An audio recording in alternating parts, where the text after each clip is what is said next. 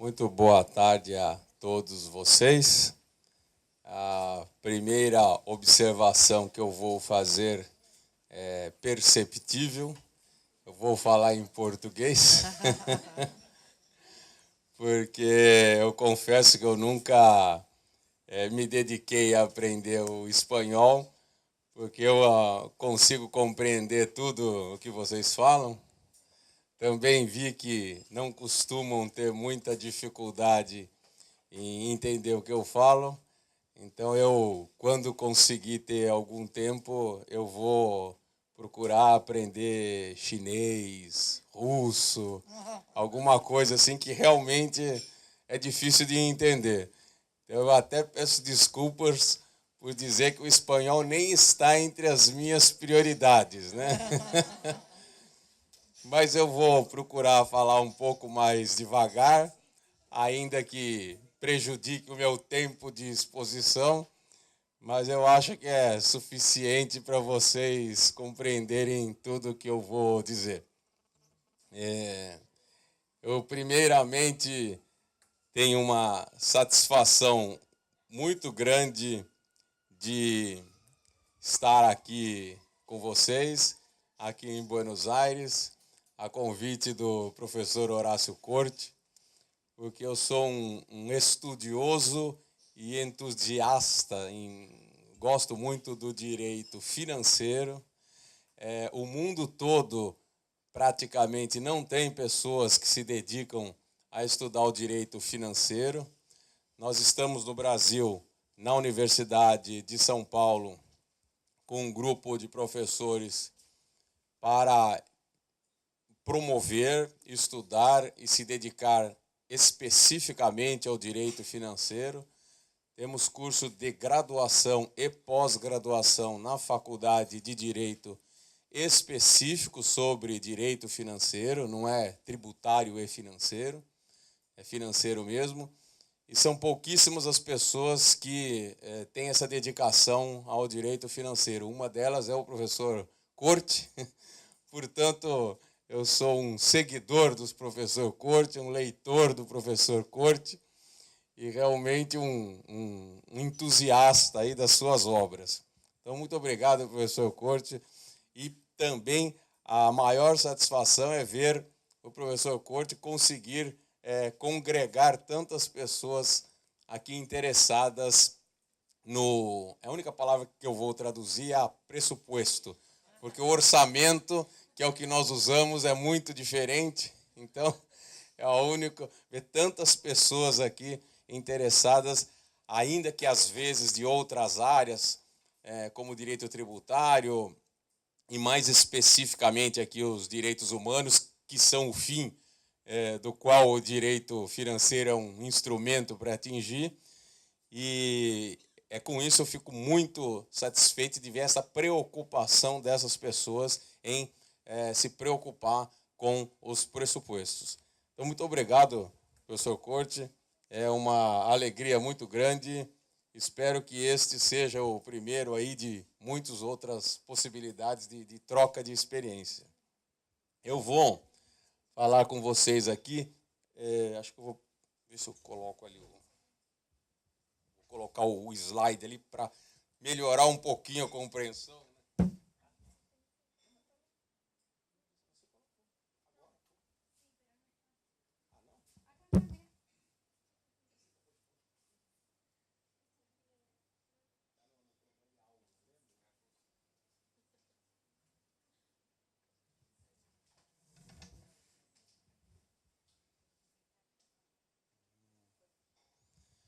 Mas a ideia é falar sobre as restrições a pedido do professor Corte e os debates judiciais, a participação do Poder Judiciário nessa questão relacionada às restrições orçamentárias que dificultam a implementação dos direitos humanos.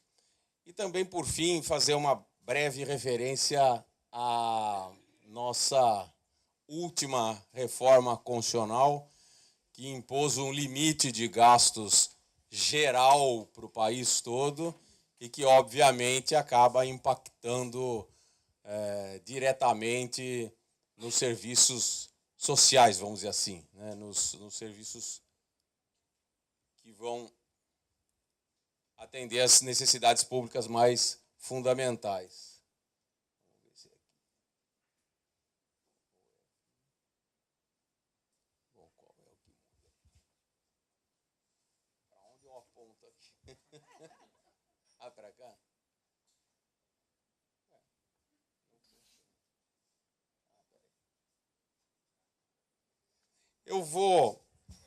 Eu acabei organizando um pouco essa exposição de forma a fazer um histórico da evolução das finanças públicas recentes no país e dessa interferência do Poder Judiciário em matéria orçamentária.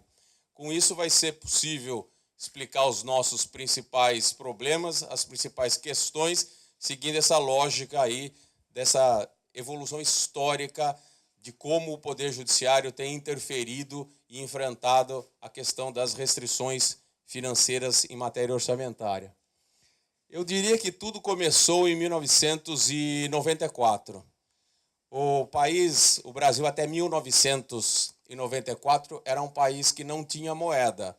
Em 1994, no mês, por volta de meados de 94, a nossa inflação era de algo em torno de 50%, chegou a 80% ao mês. Então não havia nenhum tipo de orçamento público crível e que pudesse exercer alguma função nessas condições. Então, todo o sistema de contabilidade e finanças públicas até 1994 era absolutamente inútil. Em 1994, houve a criação da moeda vigente atualmente, que é o real, e este foi um projeto bem sucedido, que desde então estabilizou a moeda e não tivemos mais problemas graves de inflação. Então, a partir de 1994, começou um processo de reorganização da administração pública e também e principalmente de reorganização e estruturação das finanças públicas e da contabilidade pública, porque precisava desse passo inicial mínimo, que era a moeda estável. Isto se consolidou no ano de 2000, quando nós tivemos a publicação da Lei de Responsabilidade Fiscal, que foi uma lei que estabeleceu uma maior rigidez nas finanças públicas, e aí, tendo uma contabilidade pública crível, foi possível estabelecer normas colocando limites para despesas, para dívidas, para renúncias fiscais, enfim, né? A ideia era de estabelecer mecanismos de responsabilidade na gestão fiscal. Então, isso ocorreu em 2000, e aí compôs-se um quadro em que foi possível passar a ter alguma relevância às normas de finanças públicas. E aí pode passar para o próximo.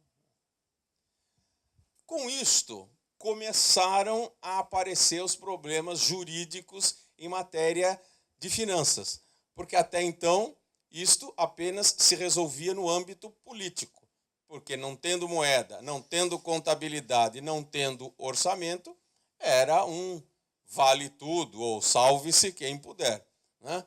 Não havia como o sistema jurídico influenciar nesse quadro. Mas com a organização das finanças e o endurecimento da legislação, aí já começaram a aparecer problemas jurídicos. E começaram a ficar claras as restrições orçamentárias, ou seja, que o dinheiro acabava, né, que ele tinha limites, e começaram a aparecer também as disputas por recursos públicos de forma clara e refletindo no âmbito jurídico. Foi então que nós passamos a perceber, e não vou chegar a falar muito sobre isso, uma das dificuldades que nós temos que enfrentar no Brasil, que acho que a Argentina também tem esse mesmo problema, mas no nosso caso é mais grave, que é compatibilizar a nossa administração pública com a organização federativa e com a separação de poderes. Porque nós temos um regime presidencialista também, como aqui, mas no Brasil todos gostam de exercer muito fortemente as suas autonomias. Tanto a autonomia dos entes da federação, quanto a autonomia dos poderes. E compatibilizar as políticas públicas, que as mais importantes para garantir os direitos fundamentais mais relevantes, são de caráter nacional, portanto abrangem o país todo, elas exigem uma cooperação federativa e dos poderes em algumas delas. E aí fica difícil fazer essa cooperação com entes que têm garantias de autonomia e independência estabelecidas na legislação, na Constituição, e gostam de usar essa autonomia, e não gostam de vê-las violadas. Então esse foi um problema bastante grave e complicado, que até hoje nós enfrentamos e criam a maior parte dos problemas jurídicos que nós temos nesse aspecto. E aí foi nítido observar, porque eu comecei a minha carreira como professor de direito financeiro especificamente em 1995. Então eu acompanhei muito claramente essa evolução da importância que passou a ter as discussões sobre as normas de finanças no cenário nacional. Então começaram a surgir problemas jurídicos, ações decididas nas cortes superiores, ações começaram a aparecer na justiça de primeira instância e o noticiário começou a se ocupar com problemas de finanças públicas e com essas restrições financeiras que nós passamos a enfrentar com essa organização da administração e da contabilidade públicas. Isto começou a partir do ano 2000, de uma maneira curiosa, que foram algumas ações individuais em que as pessoas passaram a mover, pleiteando principalmente o fornecimento de medicamentos. Então, algumas pessoas... nós temos um sistema de saúde que é universal, gratuito e abrangente, por disposição constitucional, e isto fez com que algumas pessoas que estavam sofrendo problemas graves de saúde, não tendo dinheiro para comprar os seus medicamentos e vendo que o Estado não fornecia, porque no caso nós temos fornecimento gratuito de medicamentos e uma série de vantagens na área da saúde, mas não abrangia todas as situações. Algumas pessoas começaram a entrar com processos pleiteando principalmente fornecimento de medicamentos. Isso causou, no início, alguma perplexidade no Poder Judiciário, mas, aos poucos, começou a se consolidar a situação de reconhecer a procedência desses pedidos, porque os juízes recebiam pedidos de pessoas que, se não recebessem aqueles medicamentos, eles iam morrer, e ninguém quis assumir essa situação de responsabilização pela morte de alguém. Então começaram a proliferar as ações de fornecimento de medicamentos. E evidentemente que isso se espalhou pelo país como um todo e se transformou naqueles tipos de processo que se generalizaram pelo país como um todo e que foram predominantemente procedentes. Depois começou a se expandir para outras áreas. Deixou de ficar só nos medicamentos, começaram a pleitear vagas em escola, vagas em creche, obras de infraestrutura, obras de saneamento, tudo que envolvia algum tipo de atendimento de direito fundamental que o Estado acabava não fornecendo. Na área da saúde, o que começou com medicamentos se expandiu para cirurgias, para tratamentos, para atendimento domiciliar, enfim, qualquer item que a pessoa precisasse, e não era fornecido pelo Estado, e ela dependia daquilo para a sobrevivência ou para manter uma vida minimamente razoável, começaram a ser pedidos de maneira individual judicialmente.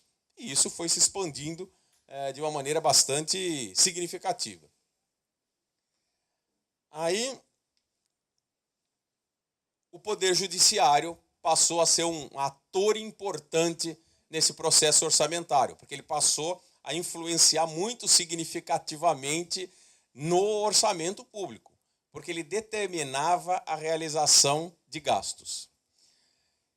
Então, nessa década de 80, do ano 2000, perdão, começaram a aparecer as primeiras decisões importantes das cortes superiores em matéria de orçamentos públicos.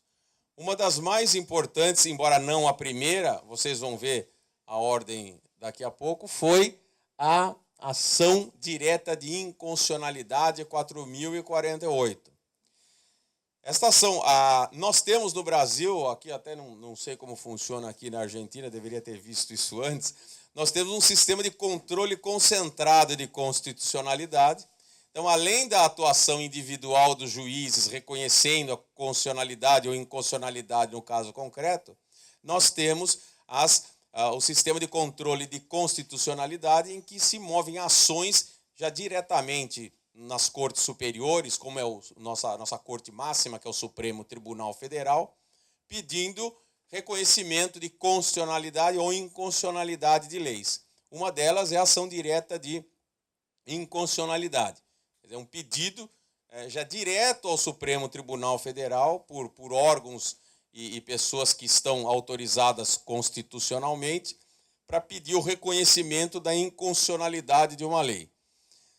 Um instrumento que, inclusive, já se expandiu de tal forma, vocês vejam que os brasileiros gostam de expandir tudo, né? Deu certo, né? A gente vai lá e usa. De tal forma que hoje não é exagero dizer que as leis mais importantes, elas têm uma fase a mais no seu processo legislativo. Que nós temos a proposta de lei, nós temos a aprovação da lei, nós temos a sanção da lei, nós temos a publicação da lei e depois nós vamos ter a ação direta de inconstitucionalidade dessa lei e só então ela vai começar a valer, né? Só depois que o Supremo Tribunal Federal julgar todas as ações que são propostas logo no dia seguinte que a lei é publicada, é que a gente consegue ter certeza de que a lei está valendo mesmo, né? Então há realmente um exagero no uso desses instrumentos. Essa ação, ocorrida em 2008, ela foi importante em matéria pressupostária. Quando eu disser orçamentária, entenda-se pressupostária. Porque foi uma ação que provocou uma mudança de rumos no entendimento das cortes superiores. Até então, o tratamento dado pelos tribunais aos pressupostos era de reconhecê-lo como uma lei que não ficava sujeita ao controle de constitucionalidade. Que era uma lei que se aplicava a fatos específicos, concretos, e não se podia submeter ao controle de constitucionalidade. Então, relaciona-se com aquele reconhecimento da natureza material, né, da lei orçamentária. Mas em 2008, nesta ação, isso mudou, né?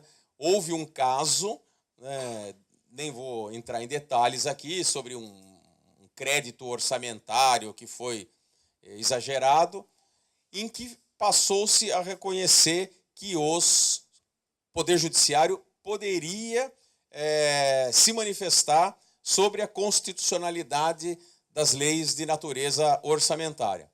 Então, passou-se a reconhecer na lei orçamentária esse conteúdo de uma lei não meramente formal, mas com conteúdo material e suscetível de controle de constitucionalidade. Então, foi um caso muito relevante e recente, né? Praticamente menos de 10 anos. Nessa ação, inclusive, um dos ministros, durante a discussão, né, que eles estavam debatendo, pronunciou a seguinte frase: a lei orçamentária é a mais importante depois da Constituição. Todos os outros concordaram e hoje eu digo para os professores e para os meus alunos e professores de outras disciplinas que eu já tenho no Brasil respaldo constitucional, né, para dizer que a minha disciplina é a mais importante de todas, né, porque eu trato da lei mais importante de todas depois da Constituição. Como essa ação já terminou, né, está transitada em julgado, então eu afirmo aos alunos e aos outros professores que eu peço desculpas, mas isto não é mais assunto suscetível de controvérsia, né? O direito financeiro é o ramo do direito mais importante depois do constitucional.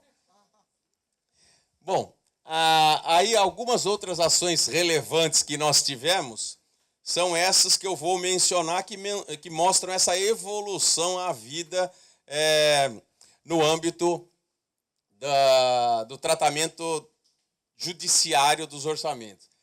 Em 2004, a nossa Corte Superior, o Supremo Tribunal Federal, na também ação relacionada a controle concentrado de constitucionalidade, que é a ação de descumprimento de preceito fundamental número 45, houve um questionamento a respeito dessas ações relacionadas à saúde, de fornecimento de medicamentos, e num despacho inicial, cautelar, o ministro relator é um ministro muito cuidadoso para fazer os despachos, fundamenta bem, que é o ministro Celso de Mello, fez um longo despacho em que ele reconhece a legitimidade do Poder Judiciário para intervir em políticas públicas. Diz que o Poder Judiciário pode e, eventualmente, deve intervir nas políticas públicas. Esta ação, ela perdeu o seu objeto, ela acabou não tendo mais motivo para continuar porque o assunto foi resolvido. Então, ela foi extinta. Mas o despacho foi tão bem feito que até hoje ele é utilizado, mas não é um despacho do Supremo Tribunal Federal. Ele é um despacho individual do ministro Celso de Mello. Mas até hoje ele é utilizado largamente nos textos citados por seu primeiro importante nesse sentido. Por volta também do mesmo período, houve vários recursos extraordinários, que já são ações relativas a casos concretos. Tem esse número também, tem outros que são semelhantes, está inclusive no livro que vocês têm, que decidiram casos relacionados a pedidos de vagas em creches, que foram procedentes. E são casos também em que acabou sendo reconhecido que o direito constitucionalmente previsto à educação infantil, creches, como é que se chama aqui? Tem outro nome. Garderias, eu sabia que o nome era diferente. As garderias. Então, as vagas nas garderias eram um direito das crianças e o Estado tinha que conseguir cumprir. Então, isso foi decidido nessas ações, começaram a proliferar, então foram ações também importantes. Também relatadas com a mesma fundamentação pelo ministro Celso de Mello, mas esta já com a participação do todo o órgão. Essas ações de medicamentos causaram tantos problemas e deram tanta dificuldade para o país todo e todos os juízes resolverem de como tratar esses assuntos, porque existia desde casos de fornecimento de pequenos medicamentos importantes para as pessoas poderem cuidar de diabetes, de colesterol, como surgiram também ações de tratamentos caríssimos impostos para municípios, que causavam um distúrbio muito significativo no orçamento. E não havia um parâmetro de como atuar.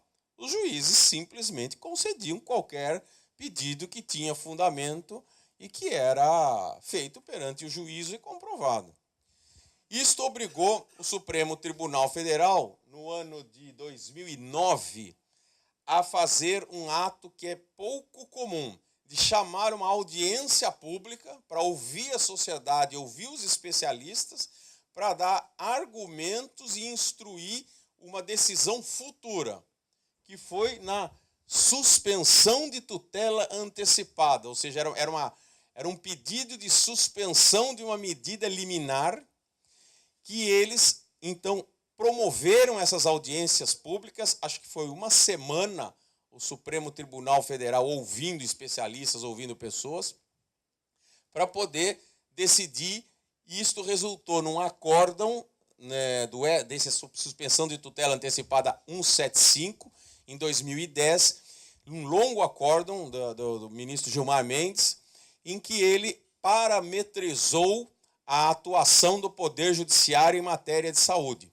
Então, reconheceu o que podia, o que não podia, o que devia e o que não devia ser feito. Com algumas decisões importantes, como, por exemplo, reconhecer a solidariedade federativa. Ou seja, as pessoas podem mover ação contra qualquer ente da federação, porque a saúde ela é compartilhada entre todos os entes da federação. Então, havia muita divergência sobre se movia ação contra o município, o Estado ou a União. Nesta ação, ficou, de certa forma, uma jurisprudência indicativa, dominante, de que a responsabilidade é solidária. Todos eles têm que responder. E outras decisões importantes também, como reconhecer que os medicamentos solicitados têm que estar previstos e registrados nos órgãos competentes de vigilância sanitária, porque muitas vezes havia pedidos de medicamentos experimentais e outras coisas. Então, várias decisões importantes foram tomadas nesse caso aí. Deixa eu ver se... Tá. Um outro caso muito interessante que surgiu, mais recente, 2015, foi também na ação de descumprimento de preceito fundamental número 347. Esta ação foi movida por um partido político em que ele pleiteou que fosse reconhecido o estado de coisas inconstitucional do sistema penitenciário brasileiro e fundamentou com uma construção que foi trazida do direito colombiano, né, em que se desenvolveu essa teoria do estado de coisas inconstitucional, uma petição muito bem fundamentada por professores da Universidade do Rio de Janeiro, e esta ação pleiteava que fosse reconhecida não uma inconstitucionalidade de uma norma, mas uma inconstitucionalidade de um fato, que era a situação penitenciária do país como um todo, considerada, em regra geral, completamente caótica e desrespeitadora dos direitos humanos. E aí houve vários pedidos de natureza financeira nessa ação. Por exemplo, e isso me é muito interessante, porque foi um dos poucos casos em que passou o Poder Judiciário, e um dos primeiros casos em que o Poder Judiciário passou a interferir no planejamento financeiro e não na execução financeira, como é o caso da obrigação de compra de medicamentos. Nessa ação foi pedido que o Poder Executivo elaborasse um plano trianual para a solução do caso das finanças públicas. Foi pedido também, isso como pedido final, como pedido cautelar, foram feitos pedidos importantes em matéria financeira, como proibição de, nós chamamos de contingenciamento, quer dizer, são aqueles a não autorização de gastos durante a execução orçamentária. Senhor Corte, agora eu não sei a tradução aqui. Eu não sei a tradução. Durante a execução orçamentária, o Poder Executivo tem o controle da liberação dos recursos. O contingenciamento é a não liberação, então não liberam os recursos, até que tenha dinheiro que permita liberar. Então, esse contingenciamento foi proibido de ser feito nos recursos especificamente destinados para as ações de natureza penitenciária e uma série de outras medidas.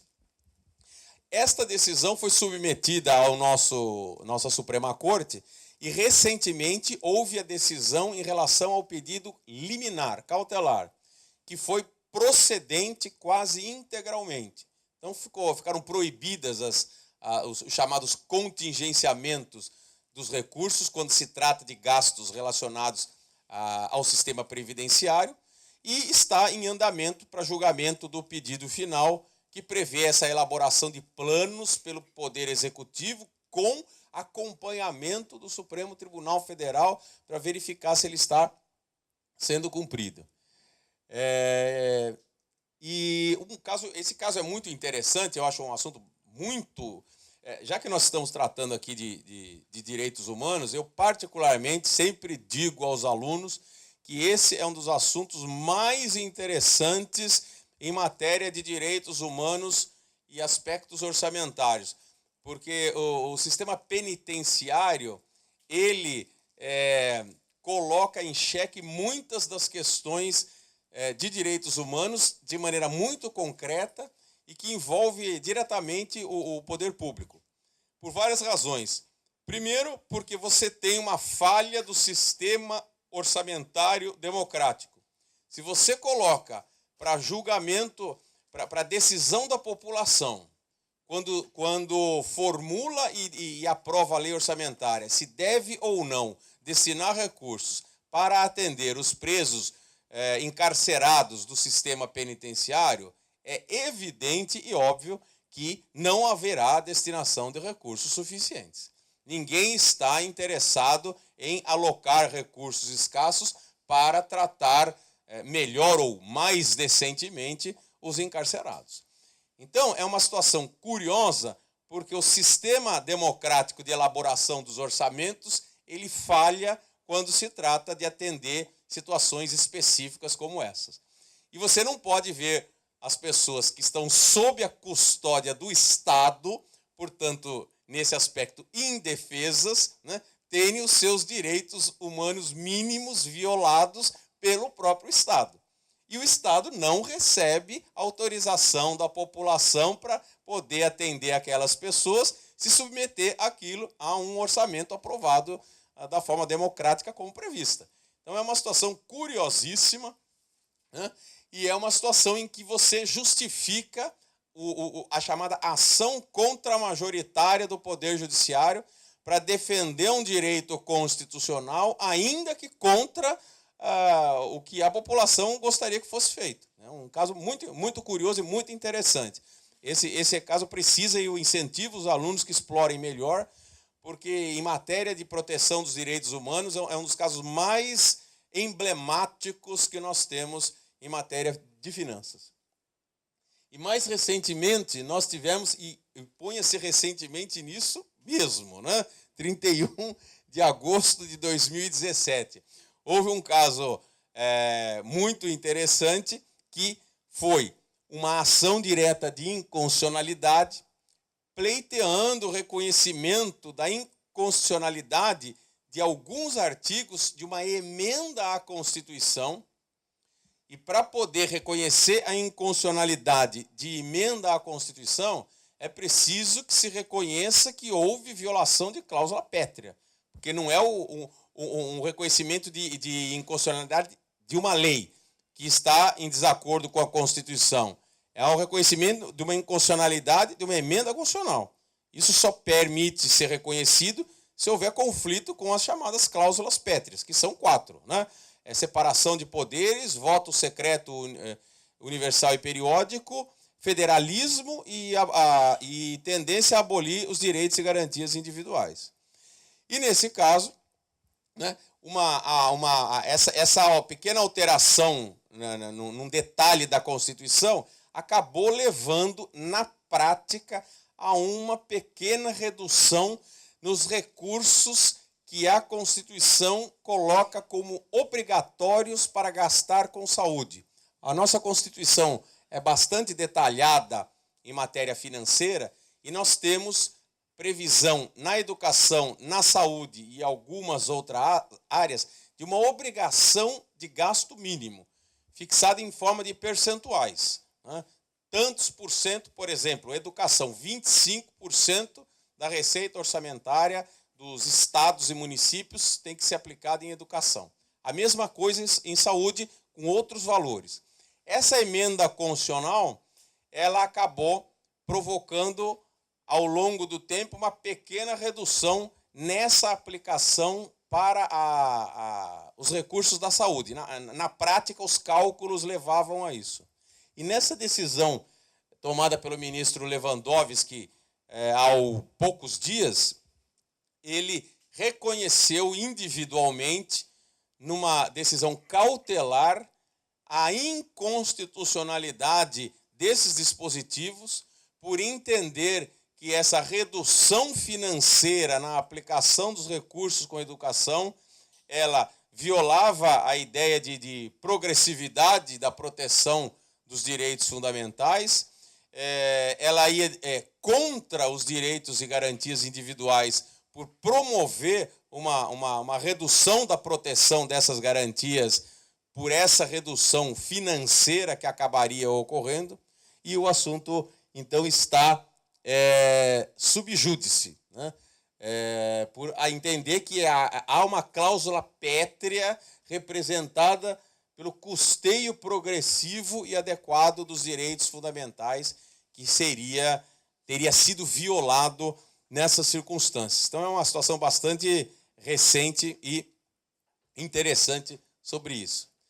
Só para finalizar, porque estava no título também, nós temos a Emenda Constitucional 95 de 2016, que estabeleceu, numa tentativa de melhorar a solução da crise, uma espécie de teto para os gastos públicos, né? Ou seja, estabeleceu que os gastos do governo em geral, nas chamadas despesas primárias, que são as despesas que excluem as despesas financeiras, portanto, ficaria de fora o pagamento de dívida e juros, o que inclusive gera uma polêmica, porque entende-se que houve uma priorização do pagamento da dívida em detrimento dos gastos correntes, que são os que financiam os serviços básicos prestados pelo Estado, e estabeleceu, então, esse teto para os próximos 20 anos. Já colocou, desde já, que tudo que o país gastou até 2016 vai ser a mesma coisa com a correção da inflação pelos próximos 20 anos. E isso, inclusive, impactou naquela ação da saúde que deu origem aí à ADI 5595, que se referia a um caso anterior, mas foi impactada também pela emenda do teto dos gastos. E eu registro como a primeira manifestação do STF que atingiu as restrições orçamentárias do teto dos gastos. Então, nós tivemos, há poucos dias, uma primeira manifestação que pode levar ao reconhecimento da inconstitucionalidade dessa emenda, se ela resultar em diminuição da aplicação de recursos para atendimento de necessidades fundamentais de saúde e educação. E eu coloquei aqui, o que estamos esperando do futuro? As perspectivas, no meu modo de ver, são incerteza, dúvida e imprevisibilidade com relação à atuação das nossas cortes superiores. Em matéria orçamentária, os tribunais brasileiros estão longe de uma estabilização jurisprudencial. Não vejo como modificar a tendência de manter a interferência do Poder Judiciário em questões de políticas públicas e que envolvem interferência nos orçamentos. Nós estamos, por razões financeiras e por uma série de outras, como vocês podem estar observando, numa situação de tensão entre os poderes. Diariamente, nós temos o nosso Supremo Tribunal Federal na primeira página dos jornais. Diariamente. Os nossos 11 ministros do Supremo Tribunal Federal hoje são superstars, né? Eles têm a mesma fama aí de artistas da Rede Globo, das novelas, são mais conhecidos, porque eles estão todos os dias nos jornais e na televisão. Invariavelmente, há meses que estamos nessa situação, porque tudo está sendo submetido à apreciação das nossas cortes superiores, inclusive, de vez em quando, protagonizando brigas entre eles, lá que estão ficando conhecidas aí do público todo. Mas eu finalizo dizendo que o direito financeiro ganha com esse aprofundamento na compreensão de seus institutos. Todas essas discussões, para quem gosta de direito financeiro, estão sendo muito positivas, porque nós estamos conseguindo muitas decisões e muito avanço nessa área em matéria de estudos e aprofundamentos. Basicamente era isso, acho que exagerei um pouquinho. Obrigado pela atenção de vocês.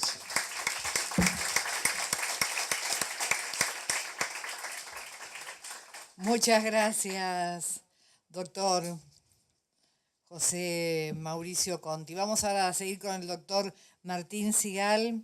El doctor Martín Sigal es abogado por la Universidad de Buenos Aires con maestría en leyes por la Universidad de Columbia. Es profesor en la Universidad de Buenos Aires. Fue cofundador y codirector de la Asociación Civil por la Igualdad y la Justicia. Actualmente es integrante del Consejo Asesor de dicha organización.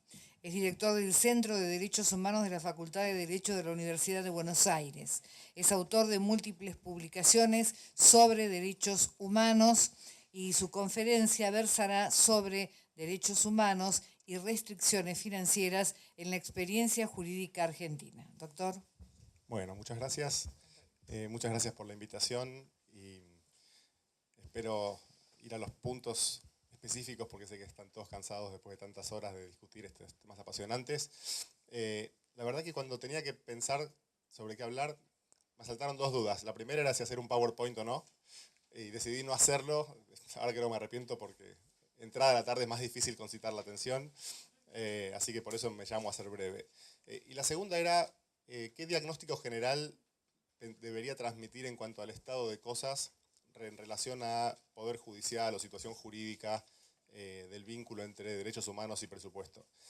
Las primeras sensaciones o impresiones, después de hablar tantas veces sobre este asunto y discutir con colegas y amigos, es una sensación de pesimismo en cuanto a dónde estamos parados en términos de control judicial del presupuesto, porque hay pocos casos resueltos en las máximas instancias, porque los casos que hay resueltos no son tan claros en cuanto a los estándares que establecen, porque el flujo de casos que recibe la Corte Suprema en materia de derechos económicos, sociales y culturales no es tan intenso como uno esperaría, y porque los casos que se reciben son casos más bien individuales, casi todos relacionados con temas de salud prestacionales, y hay algunos que otros casos más ambiciosos en términos de desarrollo de doctrina de derechos sociales, pero muy por debajo de la cantidad que uno esperaría, y aquellos que se reciben tienen muchos menos desarrollos doctrinarios que lo que uno esperaría.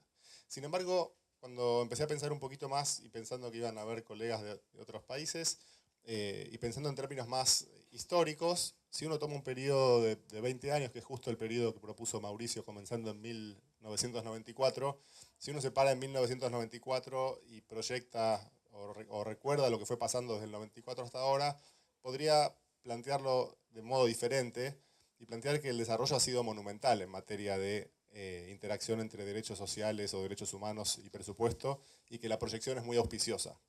Quiero identificar 5 asuntos en los cuales se ha verificado un desarrollo que ha posibilitado una intervención del Poder Judicial mucho más robusta y profunda en este tema.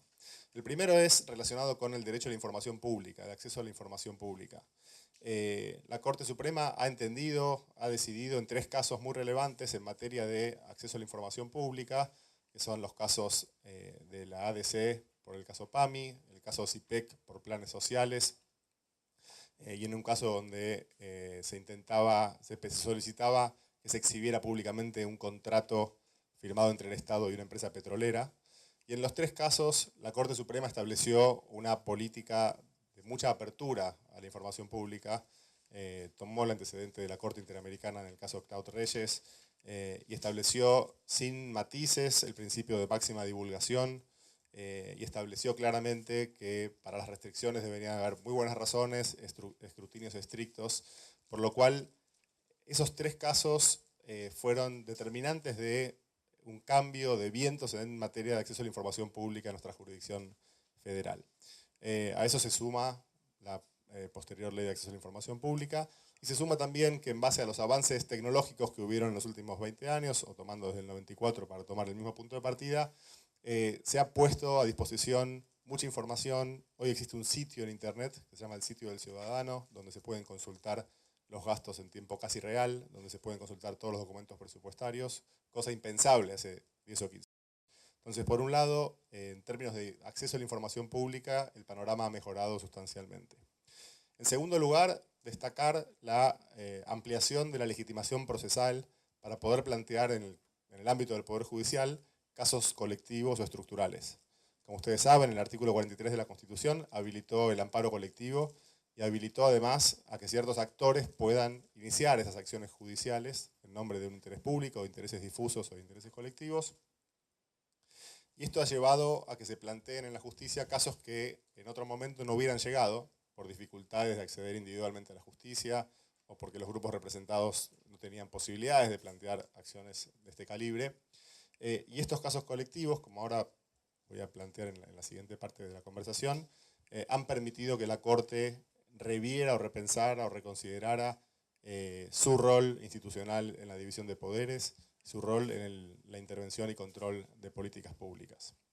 El tercer dato relevante es la reforma constitucional del 94, que receptó los tratados de derechos humanos y que en esta conformación de lo que conocemos como el bloque de constitucionalidad ha dado una jerarquía al derecho internacional, específicamente al derecho internacional de los derechos humanos, que ha hecho que permeen en nuestro sistema estándares específicos como los que compartían hoy con nosotros a la mañana Rodrigo Primi, por ejemplo, ya que la Corte también considera que el Comité DESC es un intérprete autorizado del Pacto de Derechos Económicos, Sociales y Culturales, y por ello se siente cómoda incorporando a sus sentencias los estándares que el Comité DESC va elaborando y se apoya en eso, aprovechando la especialidad del órgano, el mayor flujo de casos que trata y demás, más razones, ha incorporado en sus sentencias como pautas interpretativas no vinculantes, pero que sí son determinantes para las posturas que toma la Corte, muchas de las recomendaciones que surgen de los diferentes tipos de decisiones que emite este comité, como nos compartía hoy también Rodrigo. Un cuarto asunto que creo que ha cambiado sustancialmente desde el 94 a la fecha es la propia percepción de su rol del Poder Judicial. El Poder Judicial se ha alejado paulatina pero firmemente de la doctrina de cuestiones políticas no justiciables, que era una doctrina que hacía que la Corte se excluyera de intervenir en cuestiones relacionadas con políticas públicas o con cuestiones que eran típicamente tratados por los poderes democráticos, y ha llegado recientemente a analizar la razonabilidad de temas, por ejemplo, como el gasto o como la forma de usar recursos en ciertos temas relacionados con derechos sociales. Y por último, como quinto asunto, como quinto elemento que ha contribuido a que se robustezca esta discusión sobre recursos y derechos humanos, destaco el activismo de la sociedad civil, de las defensorías públicas, de las asesorías tutelares, que han tomado la agenda de presupuesto y derechos humanos y están, desde hace unos años a esta parte, discutiendo y desarrollando, instalando y promoviendo acciones tendientes a que esta doctrina, esta interacción cobre vida en nuestros tribunales. En la Ciudad de Buenos Aires es un ámbito especialmente destacado, pero hay muchos casos a nivel federal donde también han sido las organizaciones de la sociedad civil o estas defensorías las que han promovido esta acción. Entonces, un mayor acceso a la información, estándares de acceso a la información robustos y la Corte garantizando que la información que es solicitada deba ser provista, una amplia legitimación procesal, la incorporación al derecho interno del derecho internacional de los derechos humanos de forma definitiva, esta reflexión del Poder Judicial sobre su rol en el control de políticas públicas y el mayor activismo de la sociedad civil son la causa de estos casos sobre los que ahora vamos a comentar, que han comenzado a poblar nuestros tribunales lenta pero firmemente. Entonces, pensando específicamente en el Poder Judicial, que es lo que nos convoca hoy a la conversación, lo primero que quiero destacar es este cambio de rol en cuanto a su intervención en políticas públicas. Similarmente a lo que comentaba Mauricio, que ocurrió en Brasil en 2004, acá en el año 2005 se dictó el caso Verbitsky, que es un caso donde se había hecho una denuncia por condiciones de detención de personas en comisarías y en cárceles en la provincia de Buenos Aires, y la Corte Suprema puso fin a la discusión sobre si podía involucrarse o no en control de políticas públicas, diciendo que si bien las políticas públicas eran competencia del poder democrático, del poder ejecutivo, de las legislaturas, era el deber del Poder Judicial controlar que no se violaran derechos, y que los derechos se violaban en el marco y en ocasión de la ejecución de políticas públicas, con lo cual reconoce la Corte que hay un solapamiento de competencias en el tema de políticas públicas, pero reserva para sí fuertemente la posibilidad de controlar que esas políticas públicas no vulneren derechos.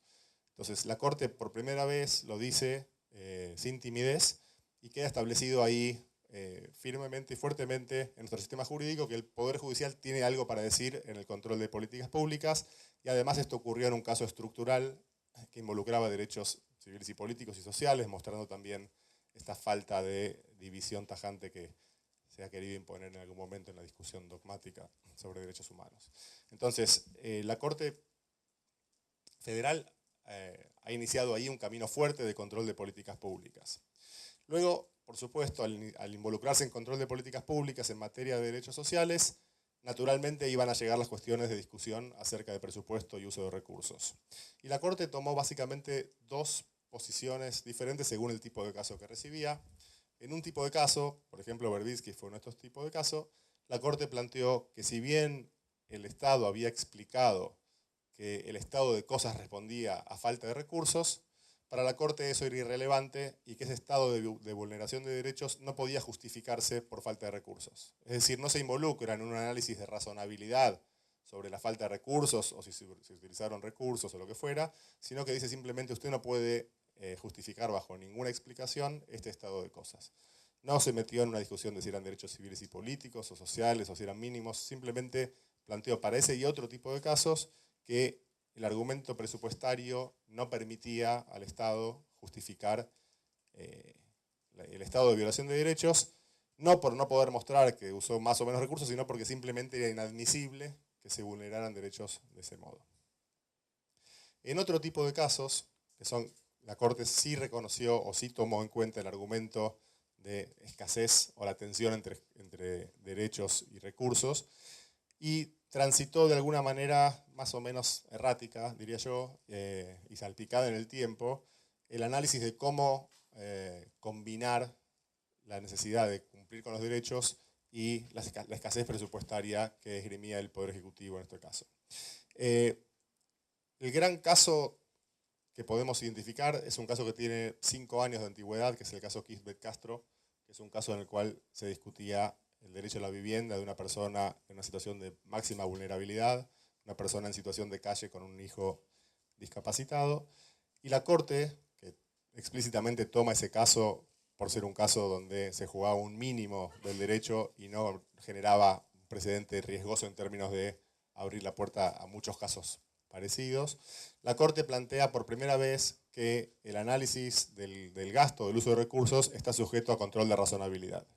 Esto lo dice el voto de la mayoría en el caso, y es la primera vez que la Corte dice algo como esto, y que permite a partir de ahí analizar cómo usó los recursos el Estado, para en base a eso decir si la práctica de eso no es inconstitucional. El caso tiene el voto mayoritario y tiene un voto del doctor Petraki, que es un poco más específico en el tipo de estándares y un poco más exigente en los escrutinios que utiliza, por lo cual nos deja un camino abierto y nos deja algunas dudas sobre cuál es el tipo de escrutinio que hay que utilizar para analizar la razonabilidad en este tipo de casos. Hace poco la Corte también tomó un caso relacionado con quita de subsidios en materia de servicios públicos. Es un caso que le llegó por falta de convocatoria de audiencias públicas, pero también ahí la Corte insinuó una vez más que está dispuesta a profundizar o a recorrer este camino de análisis de razonabilidad al establecer que la quita de subsidios, que es en definitiva una modificación de tarifas, también debe ser sujeto de control de razonabilidad por parte del Poder Judicial, y que para este tipo de afectaciones a las tarifas la razonabilidad equivale a la gradualidad, o que la gradualidad es la proyección de la razonabilidad para la modificación de tarifas en materia de servicios públicos. Entonces, otra vez, las tarifas subsidiadas de los servicios públicos, que también generan la quita o el mantenimiento del subsidio, genera un impacto en las finanzas públicas, también está sujeta a control de razonabilidad por parte del Poder Judicial.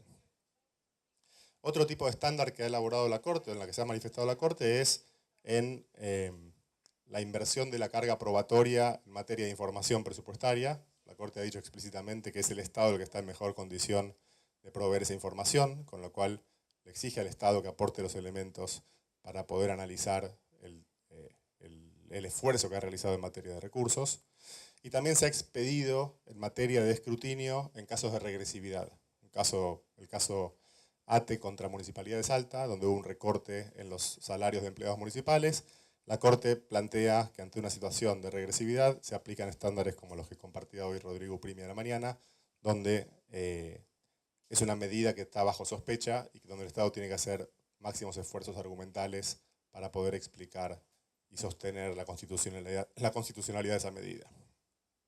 La Corte también se ha manifestado en casos invocando la doctrina de emergencia del Comité DESC y manifestando lo que el Comité ha manifestado en cuanto a que el Estado en esos casos no tiene una exhibición de cumplir con los derechos, sino que en los casos de mayor emergencia es cuando más cuidado hay que tener por los grupos vulnerables y donde se exigen medidas de bajo costo que puedan realizarse con los pocos recursos que el Estado dice tener, mostrando aquí también cómo la incorporación del derecho internacional ha sido determinante de la posición que ha adoptado en sus fallos. Esto muestra que hay muchos elementos en la jurisprudencia de la Corte que pueden servir para la construcción de una dogmática en materia de trabajo presupuestario con derechos humanos. Pero todo esto que les estoy contando está disperso en muchos fallos. Ninguno de estos argumentos, salvo el de control de razonabilidad en materia de vivienda, constituye un holding claro del caso en términos de construcción de una dogmática o de una metodología de análisis que pueda ser replicado o que pueda ser tomado como base para futuros planteos, sino que está todo, como les decía, está todo desparramado en varios casos, no está recogido en ninguna sistematización, y además con el cambio de miembros en la Corte Suprema, dado que son todos casos muy recientes, y al haber muy pocos casos de cada uno de los temas, deja muchas dudas sobre si esta doctrina se profundizará, variará o se congelará. Tenemos cruzado, por un lado, la poca cantidad de casos de derechos sociales que llegan a la Corte, por otro lado, una composición de la Corte que está cambiando con nuevos jueces que no tienen mucho afecto por el control de derechos sociales ni de intervenir en asuntos que son propios de los poderes políticos. Y entonces es dudoso para dónde va a ir, para dónde va a seguir la construcción doctrinaria en materia de justicia federal o de justicia de la Corte Suprema. Todos los ingredientes están ahí, pero falta traer a la mesa algo parecido a lo que también planteaba Rodrigo esta mañana, de un lenguaje y una metodología para tener esta conversación democrática sobre la tensión entre la tutela judicial efectiva y la reserva legal en materia de tributos o materia fiscal. ¿Cuáles son las preguntas que debe responder el Estado para mostrar que está haciendo el máximo de sus esfuerzos o el máximo de los recursos? ¿Qué tipo de información debe producir y acercar al tribunal? ¿Qué es lo que va a evaluar la Corte para responder si se está trabajando o no en base al principio de progresividad? Es sencillo aplicar esto, aplicar la mirada de la Corte cuando hay un caso extremo como el que les comentaba de derecho a la vivienda, donde hay una persona que sufre un perjuicio muy tangible en una situación tan extrema, pero es más complejo aplicar el estándar de progresividad a situaciones colectivas, donde se está discutiendo el impacto colectivo de una política pública, donde hay beneficiados y perjudicados, o donde hay variaciones que no son tan claramente regresivas, sin tener un corpus teórico o dogmático, o preguntas claras que sean las que vayan articulando la discusión pública. Entonces, donde yo diría que estamos hoy en materia de justicia federal, de control de derechos humanos y de relación con el presupuesto es en un estado en el cual el Poder Judicial ha aceptado que es un actor en esta discusión, ha aceptado que puede trabajar este tipo de asuntos y este tipo de casos que no le son ajenos como lo planteaba antes, pero donde todavía falta este lenguaje común para poder construir una comunicación democrática y deliberativa en el ámbito del Poder Judicial. Si la interpretación constitucional de la Corte tuviera el devenir que uno esperaría en esta idea de construcción de la catedral o de la novela encadenada o cualquier método interpretativo constructivista, uno podría pensar que la Corte va en una dirección en la cual va a ir desarrollando este lenguaje para poder ir evaluando de modo más sistemático cómo trabajar en el análisis de los principios que nos ofrece el derecho internacional de los derechos humanos en materia de control de derechos sociales y trabajo presupuestario, pero también tenemos algunas experiencias donde la Corte ha asumido cambios de rumbos abruptos recientemente que nos dejan pensando si esto va a ocurrir o no va a ocurrir en este ámbito. Por último, y para cerrar, para cumplir con los 20 minutos, diferente es el panorama en el trabajo relacionado con presupuesto, control del presupuesto, que tiene que ver con la dimensión más institucional del presupuesto. Digamos, en los casos en los cuales hay una clara violación de un derecho y se trae a la mesa una discusión de escasez de recursos, el mundo es el que le estaba comentando recién. Cuando se quiere impugnar la falla de mecanismos institucionales previstos para el ciclo presupuestario, por ejemplo, que las auditorías no se hacen a tiempo, se hacen fuera de plazo, o por ejemplo, si la jefatura de gabinete reasigna partidas de una manera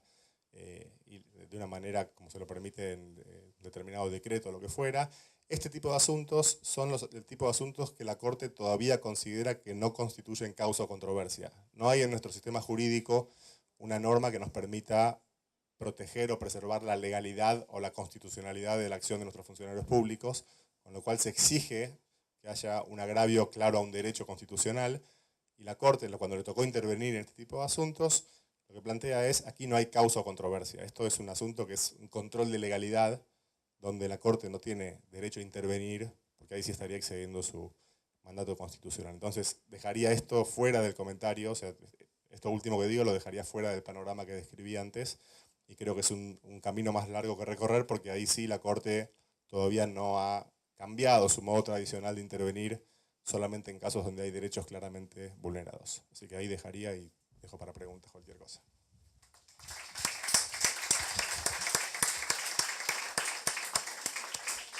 Muchas gracias, doctor Martín Sigal. Y vamos a continuar ahora con el doctor Cristian Vilardi, que es abogado y notario por la Universidad Católica de Córdoba, es especialista en tributación internacional por la Universidad de Bocconi y doctor en Derechos Humanos y Tributación por la Universidad de Estudios de Palermo, Italia. Se ha desempeñado como profesor en diversas universidades, destacándose la Universidad Nacional de Córdoba, la Universidad Católica de Córdoba y la Universidad Blas Pascal. Es miembro integrante del estudio UCMAR, ha escrito numerosas publicaciones sobre diversas temáticas, entre ellas derecho tributario, derechos humanos, derecho penal. Y expondrá sobre la temática derechos humanos y restricciones financieras en la experiencia judicial italiana, las sentencias de la Corte Constitucional sobre diferentes derechos y sobre los efectos financieros de las sentencias, caso Robin Tax, la reforma constitucional de 2012 y el equilibrio del presupuesto. Doctor. Muchas gracias. Yo voy a ser breve, lo digo por los que se están yendo para tratar de retenerlos más que nada. Antes que nada, el agradecimiento obviamente a los organizadores, el agradecimiento al profesor Corti, que ha sido uno de los artífices o culpables de que yo me he interesado en esto. Y obviamente mis felicitaciones a la organización y también gracias a la paciencia de ustedes. Yo, en serio, voy a tratar de ser breve y en función de eso, por ahí soy un poco más desprolijo. Con la intención de marcar un par de hitos del sistema, más que todo de la jurisprudencia italiana. Como ustedes saben, en el 2012, Italia junto a otros estados de la Unión Europea, Alemania y España, incorporaron a sus sistemas el principio de equilibrio fiscal. No solamente que lo incorporaron, le dieron carácter jurídico, sino que también lo han constitucionalizado. Francia, por su parte, lo hizo con una ley orgánica. Y esto lo vamos a ir abriendo más adelante. Evidentemente ha comportado una modificación de la forma de abordar la relación entre el principio de equilibrio fiscal o de sostenibilidad fiscal, como decía Sergio, y la realización efectiva de los derechos humanos. Y eso obviamente implica reconocer que más allá de la naturaleza jurídica que se le dé, principio, regla, criterio de orientamiento, ya habla de esta dimensión jurídica, que pareciera una verdad de perogrullo, pero como bien decía Dalila unos minutos atrás, aún no creo que sea un criterio totalmente superado aquel que considera al gasto público y el presupuesto como normas burocráticas, orientativas, que no tienen efectos frente a terceros. Todavía, y también en la jurisprudencia italiana, se advierten casos jurisprudenciales donde este criterio pareciera ser todavía vigente. Desde el punto de vista dogmático, lo hablaba con Mauricio unos minutos antes, yo cuando me habían advertido, sobre todo Horacio, la gente que se ocupa de esto en Argentina, sobre los problemas que me enfrentaba al tratar estos temas, pensé que, bueno, en Italia iban a ser menores. Y la verdad que si por un punto de vista, como por ejemplo los datos estadísticos, lo era, desde el punto de vista dogmático me encontré con muchísimos más problemas. Y decía Mauricio porque hablábamos recién sobre la diversa evolución que ha tenido el derecho tributario por un lado y el derecho financiero en Italia, le scienze delle finanze, donde pareciera que mientras más autonomía se le requería o trataba de dársele al derecho tributario, en Italia la ciencia de las finanzas iba dejando de lado su carácter jurídico, iba siendo más materia de los economistas en un primer momento y después tal vez solamente de los contables burocráticos del Estado. Yo creo que esto se está revirtiendo. En Latinoamérica creo que es clarísimo este seminario. Es clarísimo las obras, sobre todo de la doctrina y de los casos jurisprudenciales que ustedes han mencionado. Y en Italia al menos, pero es cuanto yo conozco, este proceso ha sido tal vez posterior. Y por ende, digo, en este caso sería menos evolucionado, si se quiere. ¿Qué hacen las normas, las fiscal rules, en este caso el principio de equilibrio fiscal? Lo que hacen es intentar regular un limitado ámbito del fenómeno del gasto público, cuál es el crecimiento del déficit y el aumento del gasto público. Por ende, como observarán, es una pequeña dimensión del fenómeno del gasto y de las políticas públicas. Y si bien las fiscal rules resalen, yo tengo un antecedente, al menos en Europa, al gobierno socialdemócrata sueco del 33, de 1933, que incluyó en su presupuesto precisamente un principio de equilibrio cíclico o anticíclico. La realidad es que estas medidas florecen en el contexto histórico de la posterior crisis subprime en Europa al menos. Y decíamos 2002 Italia, Alemania, España, creo que la colombiana era 2010-2011, ¿no es cierto? Y fue receptado en actuación de las previsiones del Fiscal Compact, el Tratado de Estabilidad y Coordinación de Gobernanza Europea, en un contexto de salvataje financiero, como se lo denominó, de ayuda condicionada del Banco Central. Y yo creo que esto es interesante. Sergio me explicaba recién que tal vez estas ayudas condicionadas, que son mucho más directas o más fuertes de parte de la Unión Europea, de la Banca Central Europea, en Colombia, yo pensaba que estaba también bastante más dirigidas por los organismos multilaterales de crédito, que históricamente han condicionado, si se quiere, las fiscal rules o la adopción de fiscal rules en Latinoamérica. Bueno, él me decía que tal vez no les hacía tanta falta de imponerlas en ese sentido. Los dos argumentos por los cuales se incorpora la norma al sistema constitucional es de la obligación de una coordinación interna entre los balances de los distintos entes gubernamentales, y acá tenemos una pluralidad porque hay sistemas federales como el alemán o sistemas unitarios como el italiano, pero es transversal a ellos. Y decía la otra parte como la presión tal vez más clara en cambio en la Unión Europea por los organismos supranacionales de crédito de ayuda condicionada de limitación al déficit o políticas de austeridad. Hablábamos con Horacio una semana atrás en Barcelona sobre el mismo tema y nos preguntábamos si qué qué dimensión y sobre todo qué efectos han tenido después de 10 años estas normas. Y si se ve desde el punto de vista de coordinación, podría decirse, al menos en Italia, que ha logrado cierto efecto de coordinar las políticas, sobre todo de coordinar los balances de los distintos entes gubernamentales en un Estado unitario, tal vez, sobre todo en el primer momento,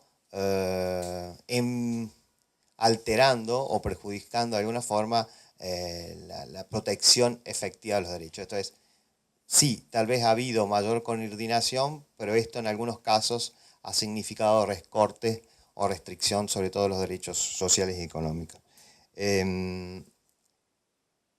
Voy a saltar esta parte.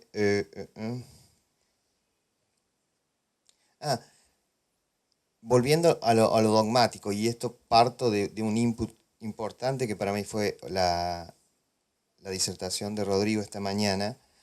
Digo, a este punto, si parecieran ser que tienes lenguajes comunes, el derecho internacional tributario. Hablamos de transparencia fiscal internacional, hablamos de lucha contra la evasión fiscal internacional, contra la corrupción, y son exactamente los mismos términos que normó Rodrigo como coadyuvantes o no, como condicionantes de la realización de los derechos efectivos. Y tenemos lenguajes comunes, ambos hablamos de soft law, como él decía, tal vez porque no sabemos definirlo de otra forma, pero que está vigente, y organismos que sin ser cortes jurisdiccionales, etcétera, etcétera, ejercen un fuerte impacto. El Comité de Asuntos Fiscales de la OCDE, por un lado, y el Comité por el otro. Yo creo que tal vez es un buen input para volver a profundizar sobre estos puntos de uniones entre derecho financiero, entre derecho tributario y obviamente el ámbito internacional de cada uno de estos. Si bien, digamos, como fórmula económica es bastante básica al momento de ver la naturaleza jurídica, como han sido receptados el principio de equilibrio fiscal, parece ser menos uniforme o más caótico. Yo creo que la Corte colombiana en su momento, corregime Sergio si no era así, habló expresamente de que se trataba de un criterio de orientación y no de un principio autónomo. Este debate no se ha dado en la jurisprudencia italiana y directamente al ser un principio constitucional, podrá decirse que después hay sentencias de uno en otro sentido, pero no se ha establecido un criterio jurídico diverso o jerárquicamente diferente entre el principio de equilibrio fiscal, y por ende eso implica que debe coexistir con todos los otros sistemas de principios y derechos, lo que acarrea obviamente una necesidad de balance, independientemente cuál sea el resultado de este.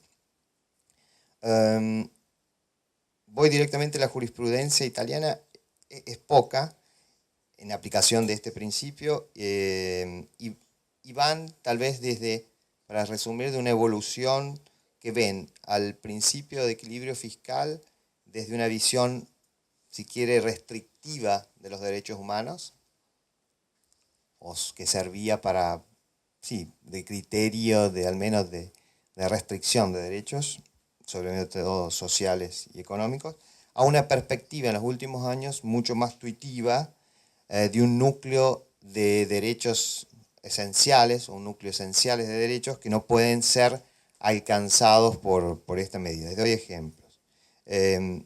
Hasta, digamos, desde la evolución, desde después de la Segunda Guerra Mundial, donde la cuestión principal era realizar la Constitución y por ende perseguir la igualdad sustancial, persiguiendo la igualdad sustancial que preveía la Constitución, se dan sentencias, las que se han llamado sentencias aditivas de prestación. Y la Corte Constitucional Italiana, que es un organismo de Corte de Constitucionalidad concentrada, no tiene un punto en ese sentido, un punto fijo entre derechos programáticos y derechos operativos, coquetea con ambos términos por esos lados. Pero luego vienen dos fenómenos relevantes. Por un lado, la crisis económica que se dan en Italia y en Europa en general a partir de los años 80, y la mayor influencia de la Comunidad Europea, primero de la Unión Europea, con los tratados de Maastricht, y ya habíamos hablado del Pacto de Estabilidad del 97. Y aquí el leitmotiv cambia, porque aquí es los sacrificios que debe hacerse, que debería hacer en Italia, para entrar en la Unión Europea. Y esto implica una mayor preocupación por las sentencias que cuestan. Y esto volveremos en la última parte de esta charla. Y aquí se hace hincapié sobre la preocupación de las resoluciones que hacen sobre el límite de los recursos disponibles y la configuración, sobre todo los derechos sociales, económicos y culturales, como derechos financieramente condicionados. Es cierto que en esta etapa la invocación del principio de equilibrio fiscal para llamar a derechos financieramente condicionados es menor, y más que todo, desde el punto de vista estrictamente jurídico, la Corte apela al principio de razonabilidad, toca liminarmente cuando habla del principio de equilibrio fiscal, porque en esos casos todavía ni siquiera estaba constitucionalizado, sino que estaba normatizado. Y en este contexto aparece, decíamos, de crisis económica, aparece la Fiscal Rules dentro del artículo 81 de la Constitución italiana.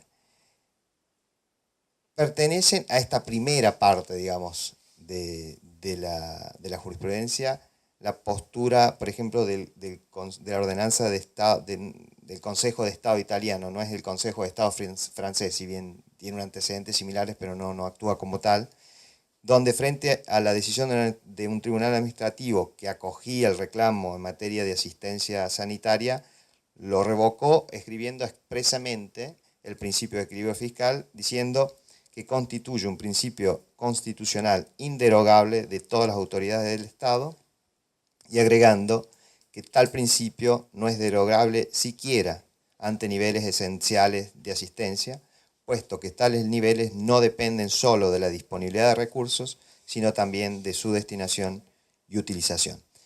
Entendido en estos términos, obviamente el principio de equilibrio fiscal se convierte en una supranorma, porque termina siendo jerárquicamente superior a toda la red de derechos, no solamente económicos, sociales y culturales, sino toda la red de derechos fundamentales. Y en la práctica creo que termina siendo lo que en su momento hacía la jurisprudencia chilena de los años 80 con el caso de los dializados, donde hacía depender no solamente la existencia de los derechos, no solamente de los recursos disponibles, sino de los recursos dentro del presupuesto y a su vez de la acción burocrática del Estado, si estos recursos cómo debían o no ser distribuidos. Por ende, aquí termina primando lo fáctico, y en palabras de la originaria clasificación de Horacio, digamos, había una prioridad de las circunstancias de hecho, si se quiere, por sobre los derechos fundamentales. En los últimos tiempos, sin embargo, pareciera ser que se reafirma una contrarreacción de la Corte Constitucional que en una lectura más tuitiva del principio de equilibrio fiscal en función de la realización de los derechos. Y en este sentido, destaco 3 puntos. Por un lado, la Corte Constitucional reafirma su poder de control sobre la materia financiera. Y esto no es menor porque trataba de eludir precisamente esa competencia.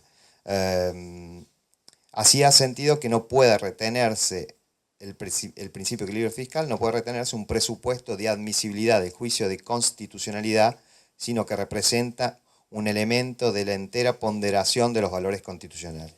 Y la FIS, segundo punto, reafirma la existencia de un núcleo esencial de los derechos fundamentales, en especial atención cuando se trate de medidas restrictivas. Yo les había hecho llegar una sentencia, que es la 275 del 2016, donde precisamente trata de concentrar, porque es la más novedosa, estos puntos que les he mencionado. Y sostiene que un condicionamiento sine qua non de las restricciones económicas, los derechos de prestación, sosteniendo una corriente interpretación del concepto, excluye una visión en la cual los derechos sociales se encuentran financieramente condicionados en términos absolutos y generales, por cuanto su correcta aplicación requiere la previa identificación del núcleo de garantías mínimos para hacerlo efectivo. Si ustedes notan, con la ordenanza del Concilio de Estado de 10 años anteriores, habla expresamente todo lo contrario. Por allá eran derechos condicionados y aquí dice que no son derechos condicionados a priori y que requiere un balance entre los principios en juego, y no solamente un balance entre los principios en juego, sino también teniendo en cuenta la condición económica, social, cultural de ese momento. Y establece como último punto, por ahí para destacar, un incipiente criterio de certeza de la disponibilidad financiera para la satisfacción del mismo derecho. No aclara, y por ahí hay un punto de análisis, si este principio o criterio de certeza de la disponibilidad financiera es igual, o quiere decir algo más que el criterio de progresividad. Al menos no lo define como tal. Desde el punto de vista, y hoy se mencionó de este núcleo esencial de derechos, que ya lo había advertido Horacio en sus obras originarias, la Corte parece coincidir con la postura filosófica de Robert Alexy cuando hace su comentario a la doctrina de los números cláusulos de la reserva de posible del Tribunal Constitucional alemán. Y ahí trata de ver, aunque no lo dice la Corte, un límite al límite. Este es, los derechos fundamentales, sin distinguir sociales, económicos, culturales y derechos de primera generación, como se decía, aparecen limitados por el principio de equilibrio fiscal y por la fiscal rule en general. Pero a su vez, esta fiscal rule aparece limitada por el núcleo esencial de los derechos, de esos mismos derechos, sin que si estos se viesen vulnerados, dejarían de ser derechos como tal. Claramente, obviamente, luego las Cortes tienen que establecer cuál es ese mínimo y darle contenido. Y creo que ahí es mucho más difícil y que cambiará, obviamente, en función del contexto socioeconómico en el cual deben emitir dicha sanción, porque seguramente el mínimo esencial o el mínimo indispensable o el mínimo existencial en términos de la Corte brasilera no será el mismo en sociedades con un grado de igualdad sustancial o menor disparidad y con sociedades de enorme desigualdad, como pueden ser las nuestras latinoamericanas. Un segundo punto que se me pidió que enunciara, y voy a hacer acá todavía más breve, es el que se refiere a las sentencias que cuestan. Y aquí también pareciera haber una evolución respecto de aquella tesis extractiva de exclusiva competencia del Ejecutivo, sobre todo un cambio de visión. Al principio las sentencias que cuestan eran relevantes porque habría que autorizaba a recortar derechos porque tenían que entrar Italia a la Unión Europea, tenía que ser uno de los primeros. Por ende, del sacrificio ponía el hincapié en las sentencias que cuestan desde ese punto de vista. Sin embargo, en el último tiempo también parece seguir la evolución que hemos nombrado antes, es decir, una visión más titiva. Y un ejemplo de esto puede ser el caso de la Robin Tax del 2015, donde la Corte modificó los efectos temporales de la sentencia de inconstitucionalidad, declarándolo solamente ex nunc, y recaía principalmente, era una tasa, un impuesto en realidad, un tributo que recaía sobre las empresas petroleras y concesionarias de petróleo. Y la declaró inconstitucional por violación del principio de igualdad y generalidad tributaria, que son principios básicos del derecho tributario, pero en cambio de establecer los efectos normales de la sentencia, esto es para el pasado, los declaró para el futuro, modificando los efectos normales de las sentencias de inconstitucionalidad. Lo interesante, tal vez desde el punto de vista de los derechos humanos, que también en este caso la Corte invocó el principio de equilibrio fiscal, ya no para justificar una medida regresiva a los derechos sociales, económicos, culturales, sino para modificar estos efectos normales de la sentencia de constitucionalidad que se traducían en la realidad en la afectación del derecho de propiedad de aquellos que en definitiva habían logrado la inconstitucionalidad de la norma, fundamentalmente estas empresas petroleras.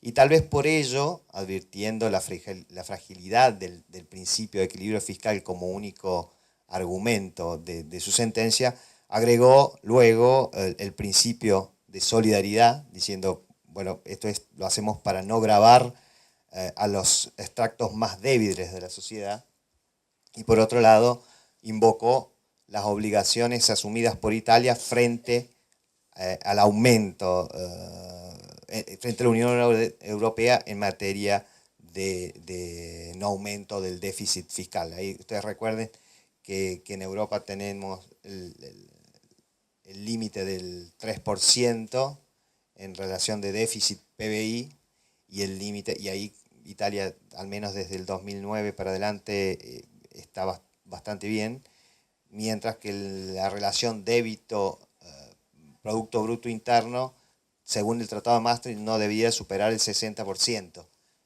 Italia tiene hoy el 138%, por ende en esa materia está a años luz. Y entonces invoca estos dos principios. Por un lado, el principio de solidaridad, y por otro lado, las obligaciones que tiene asumidas en el contexto de la Unión Europea. Obviamente, como se imaginarán, esta sentencia fue objeto de apoyos por un lado y de grandes críticas por el otro, y tal vez las más atendibles vienen de la mano de lo que se hablaba hoy sobre el tema que creo que es muy relevante, sobre el tema de la prueba. En este caso, la Corte en ningún momento exigió la prueba por parte del gobierno de la falta de recursos. Lo dio por hecho. Es más, dijo que en su criterio esto iba a implicar una modificación ayuntiva, un agregado de la ley de presupuesto, por esto ni siquiera se había aprobado. Y la crítica, por el otro lado, es que estaría creando una discriminación a la inversa. Esta es una categoría de derechos que pueden ser restringidos o vulnerados allí cuando sean costosos. Obviamente habrá que atender la evolución de la Corte en este sentido. No, la cuestión de modificar o de modular los efectos temporales de la sentencia tampoco es novedoso. En Argentina, Intercop, la Corte Suprema ha hecho algo similar.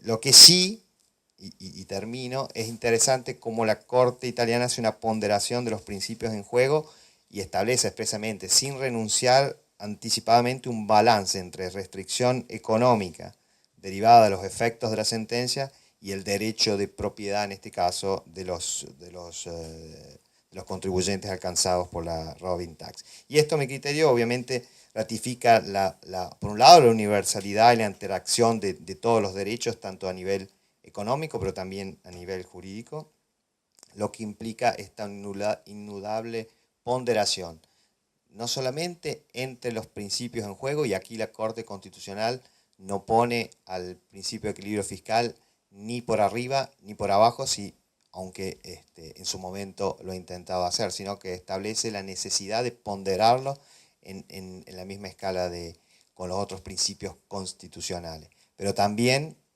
esa ponderación implica la revisión del contexto socioeconómico histórico en el cual se da. Y en esta compleja ponderación, porque tiene una enorme responsabilidad el Poder Judicial, como decía el último Premio Nobel de Literatura italiano, Dario Fo, no basta un equilibrio fiscal, sino que es fundamental un equilibrio en la justicia. Muchísimas gracias.